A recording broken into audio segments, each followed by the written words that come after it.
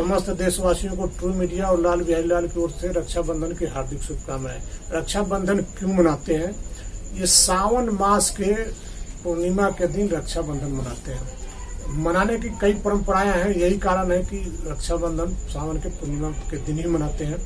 जब देव और दानव में लड़ाई हुई पहली बार, तो दानव जीत रहे थे और देव हार रहे थे। इस कारण जो है इंद्र काफी चिंतित थे।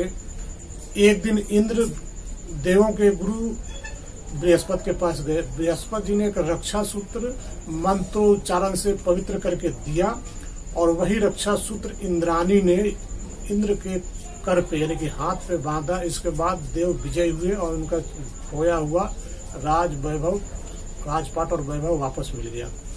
तो संयोग से उस दिन भी जो है सावन मास के पूर्णिमा का दिन ही था। यही कारण है कि रक्षाबंधन सावन मास के पूर्णिमा के दिन ही मनाते हैं। दूसरी शास्त्रों में वर्णन है कि द्वापर युग में एक दिन शिशुपाल का भगवान श्री कृष्ण जब वध कर रहे थे, तो सुदर्शन से उनकी अंगुली थोड़ा सा चोट लग गई। चोट लगने के बाद जब रक्त बहने लगा, तो द्रौपदी अपने साड़ी से थोड़ा सा हिस्सा निकालकर फाड़कर भगवान कृष्ण को जब बांधी, तो कृष्ण ने उस समय उसको कहा कि मैं खास से तुम्हें बांध बनाता हूँ और भविष्य में तुम्हें जब भी जरूरत होगी मैं तुम्हारी रक्षा करूंगा, तो मुझे याद जरूर करना विकट परिस्थिति में। कालांतर में आगे जाके जब द्रौपदी का चीरहरण दुशासन कर रहा था, तो सारे लोग जब असहाय हो गए, तब भगवान श्री कृष्ण को द्रौपदी ने याद किया और द्रौपदी आए कि द्रौपदी के चीरहरण को भगवान श्री कृष्ण ने बचाया। ये रक्षा के रूप में दिया हुए वचन का परिणाम रहा। इसके अलावा शुरू में जब कई गुरु लोग अपने यजमान को और शिष्य को रक्षा सूत्र बांधते थे, रक्षा का वचन देते थे, दायित्व निभाते थे, और उसके बाद आगे चल के विभिन्न राजा राजाओं में जब युद्ध होने लगा, तो इसमें रक्षा सूत्र का उपयोग होने लगा, शांति के लिए भी होने लगा। साथ साथ कई राजाओं को छत्रानियां भी युद्ध पे जाते समय उनको रक्षा सूत्र बांधती थी, ताकि वो युद्ध में सकुशल विजय होकर वापस लौटे। एक घटना की बात करते हैं।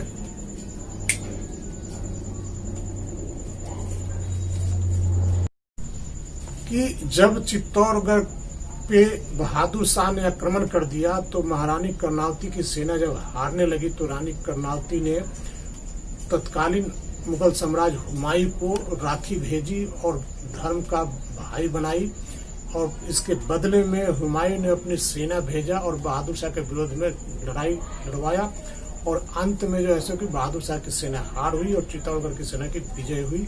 ये था रक्षाबंधन का महत्व। और इसके आगे भी बात करते हैं तो एक ये भी कथा है कि जब दानव काफी शक्तिशाली हो गए और उस समय राजा बलि जो है कि काफी तपोबल से जब बल अर्जित कर लिया, तो उसने सोचा कि मैं अब इंद्र पे अपना शासन जमाऊं, स्वर्ग पे शासन जमाऊं।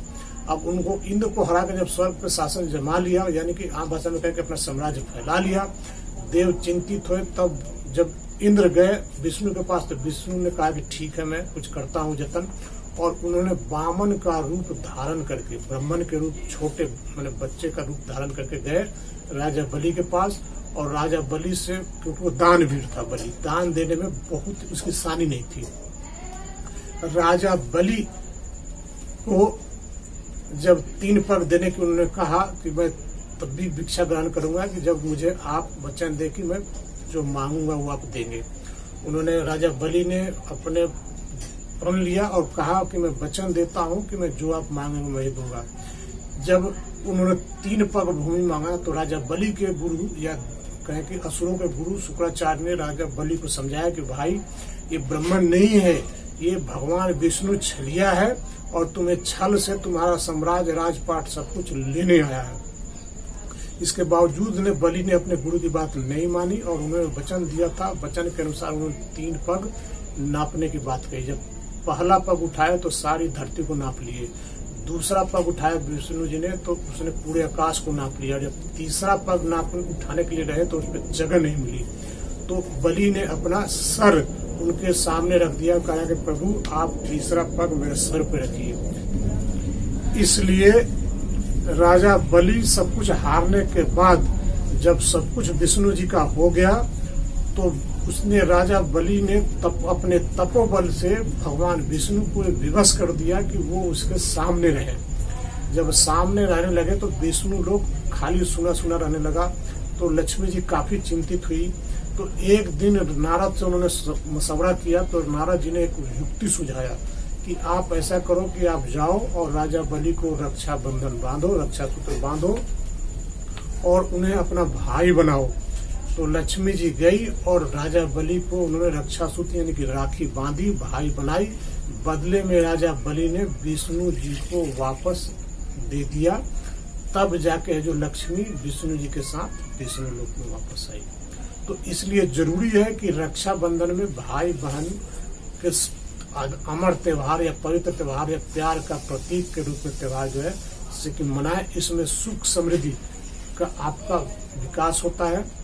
और साथ ही साथ इस साल जो है सो कि रक्षाबंधन का मुहूर्त सुबह 9:27:30 से रात के 11:11:19 तक है। यानी कि कहने का मतलब है कि लगभग 11 घंटे और 43 मिनट जो है रक्षाबंधन का शुभ मुहूर्त है।